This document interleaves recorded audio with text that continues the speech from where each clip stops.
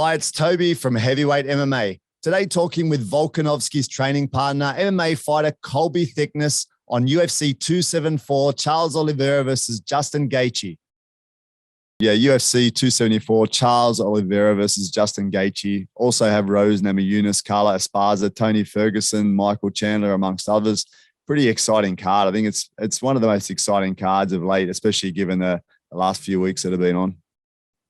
Yeah, definitely. Even you got like a legends fights we've seen, Cerrone and Joe Lozon.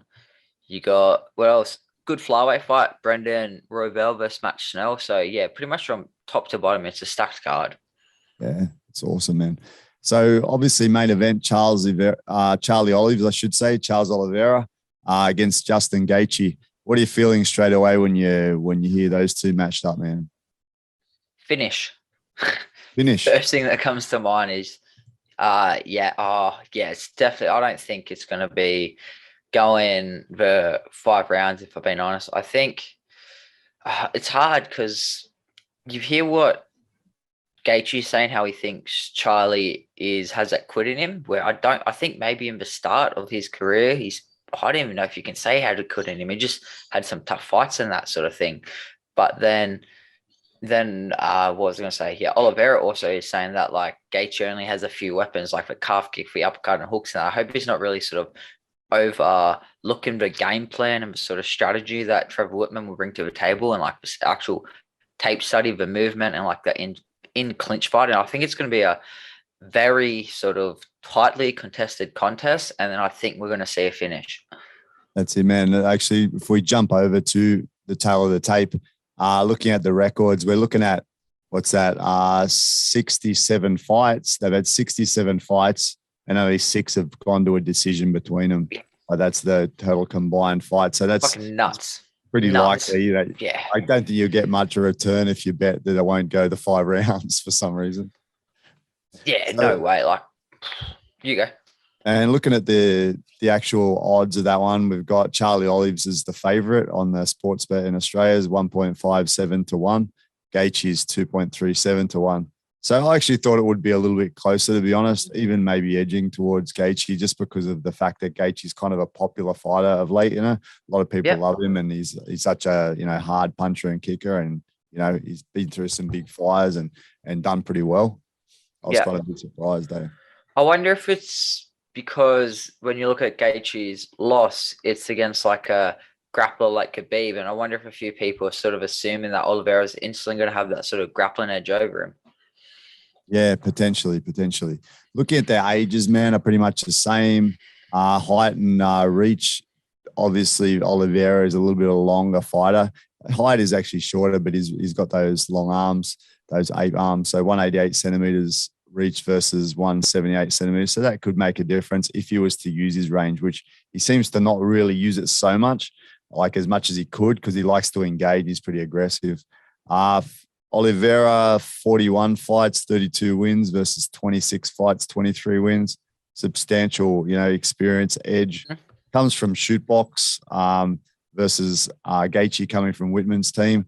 So we've basically got a black belt BJJ player versus a decent wrestler who's wrestled since he's 4 years old. Lots of experience. Both of them have many awards for Fight of the Year. Oliveira is the most subs in the history of the UFC, and they've all had some great fights lately too, right? Both of them have had some really good fights in the last couple of years. Yeah, oh man, the run Oliveira's been on to like get to the belt, and the fights he's been having has been absolutely insane. Like even his last 2 performances, you look at him versus Poirier and him versus Chandler, like arguably like 2 of the best fights of the recent years, sort of thing. And he's always in bangers. I think we're guaranteed another one with Gaethje. And like you said, it is that sort of high-level grappler approach from Charles, but it's hard because you don't really see Charles shooting too many takedowns sort of things. A lot of his subs are more if he hurts someone, he gets them down, or say like with Kevin Lee, where he does not a terrible shot, but like a mistimed shot into chokes and stuff like that. So I think it's going to be interesting to see what each fighter's game plan is and how they sort of want to pace themselves throughout the 5 rounds. True. And when we look at those those styles. What's your take on like what do you think of the strengths and kind of weaknesses of Oliveira? Oh, man, it's hard. I think to say what his weaknesses are, if I'm being honest, I think his strengths is people might not, but I think he's very durable. We've seen him take big shots for everyone, especially like against guys like we've seen Chandler put people out like Hooker and everything like that, who you hardly ever see getting finished like that.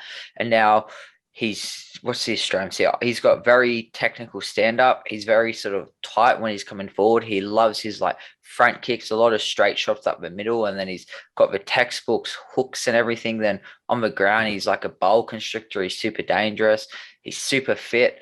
I'm trying to think, well, if you had to say what his weakness is, he does tend to, or if he can apply the pressure, he will stick very heavily on the pressure, which I think could be a bit of a downfall if you go against someone like Gaethje, especially with Whitman, who they might bank on that. They might start trying to draw him into counters or different looks and that to try and draw him out so he thinks he's in range for over shot, then Gaethje can get a nice counter shot off him on that. But I think, honestly, Charles Oliveira is a pretty complete fighter overall. Yeah, that's the biggest point that sort of comes to mind when you see these guys together. He's got a more varied attack, right? Like he's a more of an all-round fighter, which can be good. I guess he might have a chance to land some other shots that Gaethje wouldn't be able to throw. I think one weakness, which is pointed out by Whale Rider in his comment, that Charles often puts on shows in the first round. That's one thing I could see him being his own demise if he walks up and just thinks he can go head to head like Gaethje, like lift up his front leg and just step in a danger zone and just punch on in the first round. I think it'd be good if he can use that range a little bit for the first part of the first round at least, just to get his measure or something. I was gonna say you go. I'm just trying to think of who's the sort of, because I know Gaethje loves the calf kicks actually. So I'm trying to think who's the. Just having a look now. Who's the last guy who's really sort of tried to really attack his calves nice and early? I was listening to what's his name, Dan Hardy, the other day, and he was saying about how Oliveira is Muay Thai kind of style stance, so he's very light on the lead leg, which might help him to avoid nullifies it. Yeah, exactly right. Which Gaethje does like to use on that front leg. I think I was just thinking about Oliveira. Yeah, also like you mentioned about him being compared to Khabib, and that he's not the same fighter at all, right? He doesn't have the same shot that Khabib has. He doesn't have that same speed and to get in there. Although in a more scramble situation, he's very dangerous, right? Yeah, exactly right. I think Gaethje's really going to have to sort of stay on top in any sort of little exchange or clinch situation they get into, because like obviously Khabib's a beast, but we saw like once Gaethje hits the ground, his submission defense isn't sort of as high level as I think Charles attacks us. So if Charles can get it there and get him on his back, I think he would have a decent chance of finding a submission. But I think the hard part's actually when you're getting Gaethje down to the ground there. So looking over at Gaethje, man, Gaethje's strengths and weaknesses, what are your thoughts? Oh, man, his pace, his power. You got to also add in his fight IQ, but also his corner. He comes from one of the most sort of like, at this level, it does play a factor. Who's your coaches and everything like that, specific game plans for each fighter. He's working with a mastermind like Trevor Whitman. Some of his weaknesses, I wouldn't say he's as much as he used to be, but he still doesn't mind getting in that firefight, and he doesn't mind sort of doing them dips and sort of really bringing the head down from big loopy shots, where I think Oliveira with his knees and his sort of snappy front kicks, and especially with guillotine threats, if you really start to sort of duck your head and stuff like that. But overall, I think they both match up pretty evenly on the pace. I think if it hits the ground, the jiu-jitsu side, he definitely will have a weakness there to sort of submission defense. But I think he does have good enough counter wrestling for this matchup to avoid Charles sort of wrestling. If he does try to shoot, I don't think Charles's wrestling will be enough to get Gaethje down without really setting up or hurting him on feet or something like that. Yeah, Gaethje's head movement is interesting, right? Can be both positive and negative, right? Like he really throws his head to the side and down when he throws overhands, but also when he throws kicks. And in one way, if I'm attacking you straight on, I actually do it too. I throw my head down when I kick with my leg just to get your head off that center line. which works great. But then he also loops his head down a lot as well, like bends at the waist and loops down, which really opens him up, like you said, to that front kick and to the knee. So especially with a longer guy like Charles. Mm. Like against Chandler, he would get away with it because they sort of had the same reach at to stay, and it was like that pocket fight. But if Charles can almost give him that false look of like, all right, we'll fight in your range, and he takes that half a step back and he's coming in with that head movement, he can line it out straight down that center line. That could be a good night for sure. And Gaethje's obviously very good at takedown defense, and he's also very good at the scramble of that first part of the takedown. Again, that Dan Hardy video I was watching is pointing out how when he was taken down by Chandler, how he rolls with it and does really well. And it's definitely a point. But then once it gets to that ground position, as you mentioned before with Hooker, maybe that's his weakness a little bit, is in that submission grappling sort of range. Once he's actually controlled, which is hard to control. Can he be controlled by Oliver? I'm not sure. But if he does get to that point, might be some danger for him, right? Yeah, exactly right. And I think, man, I feel like this should be closer on the odds than people think. I think it should be almost like a pick and fight, because you can see scenarios of each guy with certain paths to victory. So I'm very excited for this matchup. So what do you reckon the game plan of Oliveira will be against Gaethje? I think it's going to be to stay long, try and don't exchange with him. Try and pick your one-offs, use your front snappy kicks, and maybe even bank on like throwing that stuff down the line and see if he does, and if you can get a read on his head movement straight down the line, or then even the snap kicks. And when he wants to come in, start looking for like clinch tie exchanges, force him to the fence and try and snatch a neck or look for trips and stuff like that. And I think Gaethje's game plan will be, it's going to be sort of stay outside that longer range, pick his shots, but when he's in, make sure you're firing 3, 4, 5 shots. Try to get Charles going backwards, and then you can really sort of unload your combinations a lot more sort of safely, where you don't want to be in like a 1-for-1 at kickboxing. Like he needs to, once he's in, he needs to stay and stick to him and sort of apply the pressure, chop the legs, even though it's going to be hard. Maybe when he fakes to get the leg lifts as he touches, chop the legs, and then lots of movement on the outside so he's not standing in front of Charles. I think if you look at Gaethje, I think he's going to be a little bit more offensive than he was against someone like Khabib, because obviously stand up he's not going to be concerned really. Although Oliveira is dangerous. I think he should be though. I don't think he should be. Yeah, much leading with his head, right? But also saying that, I think he might not be as concerned, but I think he'll still be aware. As long as that awareness is there, I think obviously with Whitman, he's going to be very defensively sound coming in on all his exchanges and combos. The thing is, though, if he's not aggressive and he sits outside of that range, I think it'll be difficult for him. So I think he wants that close range fight, because all his punches are looping, and sometimes he catches people when they're moving to the side with like a long kind of overhand or a long hook. But he likes to kind of be in tight, especially like his leg kicks and that are all pretty close to the person too. So obviously I think he's looking for like a brawl again, even though I think that would kind of suit him a bit more than being too. I think he'll be more controlled than he was in the past, but I think in a way he wants it to be a rough brawl, sort of close range fight, not letting Oliveira sit on the outside, but obviously at the same time being careful not to be, caught up on the ground as well. So that's kind of interesting, eh? It's a very interesting matchup. I think whoever's going to sort of start taking control of a fight early and can work their game plan and control the pace and the tempo, I think they're going to run away with it, unless there is like that sort of frantic exchange or somebody gets caught. But I think sort of by the first round, we're going to see how the fight's going to play out. I still don't think it's going to go 5 rounds, but we might see Gaethje coming in and then he's just constantly clipping Charles, and Charles just can't keep his distance. He can't snatch the neck or throw it in the center line. Or Charles might get him on the back foot early, get him working up against the cage and really control and dictate where he's going to go, and then just slowly pick him off and build on from there. So in saying that, man, what is your final prediction for this fight? Do you think Olives is going to take it or Gaethje?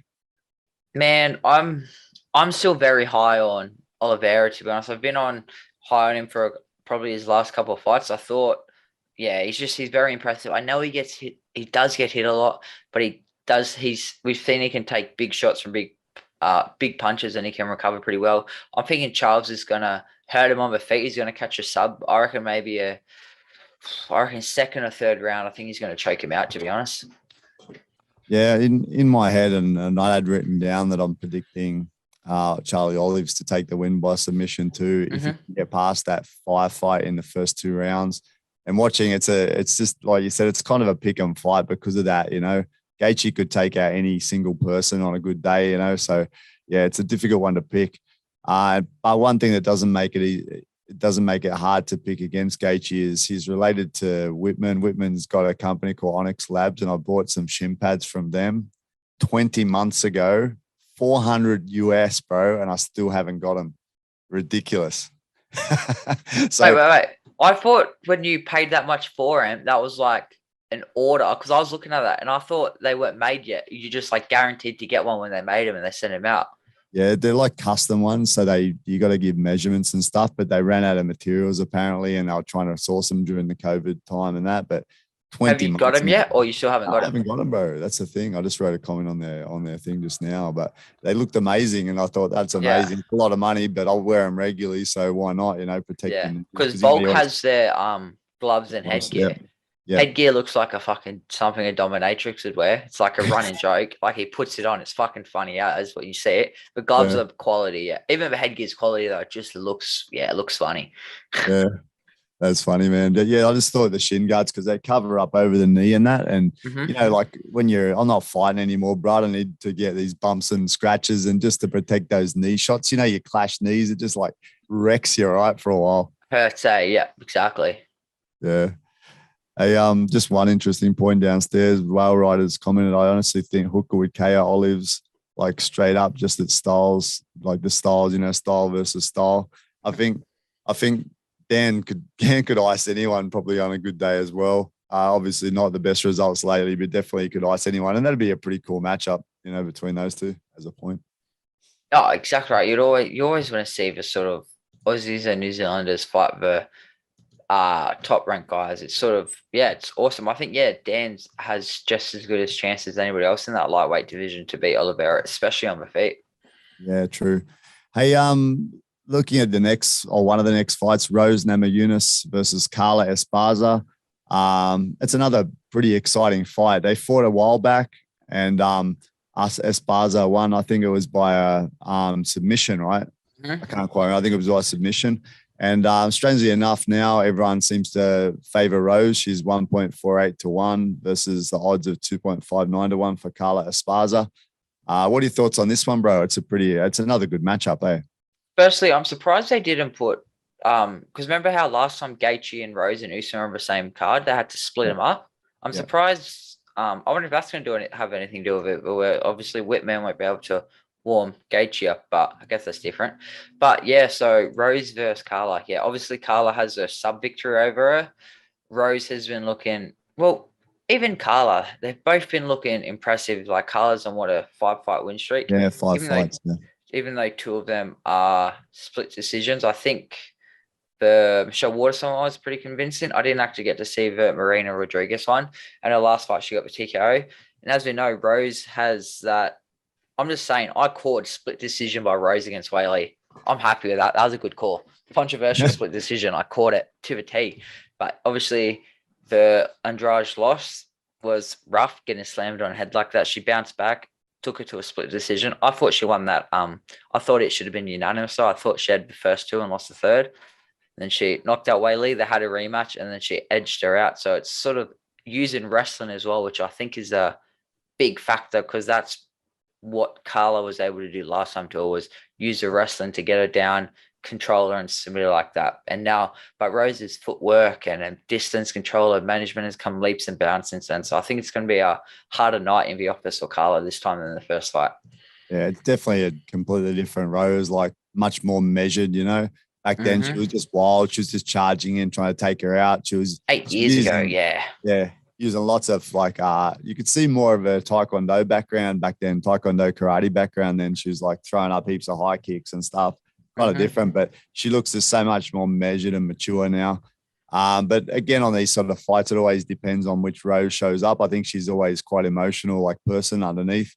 so she can be affected by things. And the last few times she's come out like she's made a steel, like unbreakable, but you just never know if there's anything else in the background that might mess her up, because she obviously gets a bit emotional, gets a bit affected by things sometimes, you know? Yeah, exactly right. It's a whole mental aspect. Like, I think what people don't understand is, like, you go to the top 5 of pretty much any division at any time, and the top 5, 1 versus 5, 5 can beat 1 if one's having an off day, and vice versa through all of them. Like, it's so much depends who shows up, who's on, how everything's went. So I think once you get to this high level, a skill level gap is so little. Like, all these little things will start playing a factor. And as we know, Rose has had issues with her sort of mental side of things before. I think she has gotten that under control, but obviously you can never tell until you see them walk out and how they look, sort of thing. Yeah. So what do you reckon over this one, bro? What's your pick on this one? What are you betting the house on? I think I'm gonna have to go Rose unanimous decision. I think Carla might have a good first round, maybe second round when she's fresh. They're a bit dry and she can engage a clinch and stick to her. But I think once Rose with her movement starts piecing her up at Ranger, I think Rose is going to take over. Carla's tough. I don't think Carla's going to get finished, if I'm being honest. I think Rose won't look for the finish either too much unless she really sort of gets nice tidy shots off, because as soon as you start over committing for the finish, that's when wrestlers can have the opportunity to shoot you under. And she's obviously smart enough to know, like, Carla's, let's be real, her main path to victory for this will be to get on the ground, control, look for a submission. If you're not throwing super up the head, I think Rose can stay pretty safe. Jab the body, lots of low kicks, lots of movement, looks on the outside. Carla doesn't know when to come in, make her run into things when she does commit. And I think we're going to see, Rose get a unanimous decision with this one. Yeah, I agree. I think Carla Esparza, like, she's a great wrestler. But I think Rose now has the skills just to keep her on the outside. And although what I would like to see, I would like to see them engage more. I'd like to see how Rose goes in the transitions and that, and just see how she does, because they're both like similar level of actually being on the ground. Obviously, takedowns and that and top position is better for Carla. But yeah, I think it'll be a points win to Rose as well. Bro, next fight, Tony Ferguson, Michael Chandler, another massive one, man. Another one I'm super pumped for. Banger. Odds, you've got Michael Chandler, the favorite, 1.22 to 1, and Tony Ferguson, okay. massive underdog, $4.15. Oh, okay, yeah, fair. So what are you thinking on this one, man? Man, I think it's hard to say, because obviously Tony's on the decline. Like, let's just be real. It was just unfortunate timing with everything that happened. He had that crazy run. He had that pretty vicious loss to Gaethje, and then against his last 2 fights against Dariush and Olives, like, if you look at his last 3 fights since he started losing, he probably hasn't won a round since then, sort of thing, as bad as it says. So if you're looking like that, he hasn't won a round since 2019, sort of thing. And Chandler, super explosive guy, hits super hard. He's a low center of gravity. He's hard to take down. I think if it was over 5 rounds, it might change the dynamic a bit. But I think Ferguson's a little bit chinny at this point. He gets hit a bit. He's unorthodox, but I think Chandler can really sort of nullify a lot of his stuff with like his movement, his wrestling, and his pressure. So obviously, first glance, you're going to favor Chandler, but there are a few what ifs that can factor into it. True, man.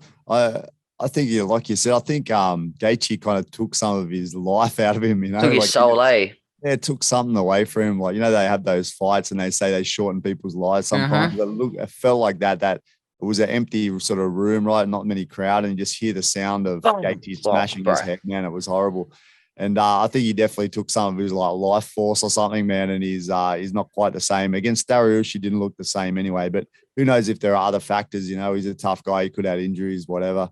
But he just didn't seem to have the same explosiveness or confidence that he had previously. And although I still think he's more dangerous than people give him credit for, you look at them, both of them lost to like some of the same people, you know, Gaethje, etc. So like they're not too far apart skill wise. I mean, they're both at the elite of the division. I think Tony's on the way out, like you said, but you know what? He's a dark horse, you know. I kind of would like to see him win. Emotionally, I'd like to see him win. He's still got the skills to land a punch. Chandler has been knocked out a few times. It could happen again, you know.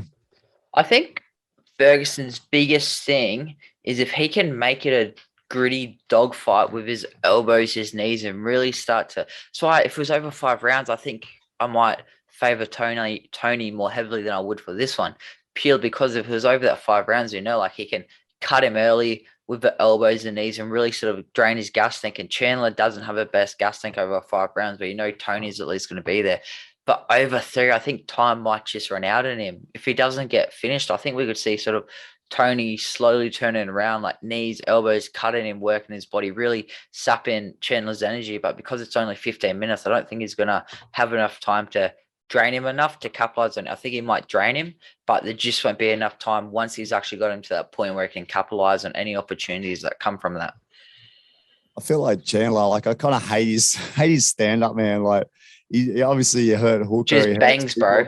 I just hate the way he fights like that. You just go cross to the body and then just go douche to the head. It's like this real elementary stuff, but he's such a powerful, explosive guy that he just like murks people sometimes, But I think that's one thing that could be interesting with his style. That Michael Chandler is very elementary fighter, obviously explosiveness, but you even see him training. He's just training like on the beach going 1, 2, 3 or something. 1, 2, 3, 1, 2, 3, 1, 2, 1, 2. It's like real basic stuff, He's not working anything too highly skilled. And then you bring in Tony Ferguson, who's kind of created his own fucking style. Like he's just all over the shop doing weird movement and that. Like, can that nullify Chandler a little bit because he might not know exactly where he's going to be all the time, and he lands weird shots.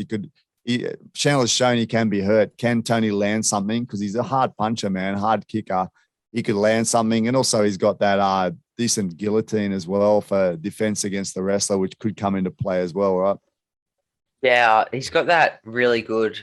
Yeah, he's a ground. If it hits the ground, but then I guess getting out grappled by Dariush. Dariush is probably one of the top 3. Yeah, Oliveira, Islam, Dariush. I think he's definitely top 3 grapplers in that division. So it's hard. I think Tony does have the submission threats. Maybe he could get a knee or get Chandler hurt, hunching over and snatch a neck or something like that.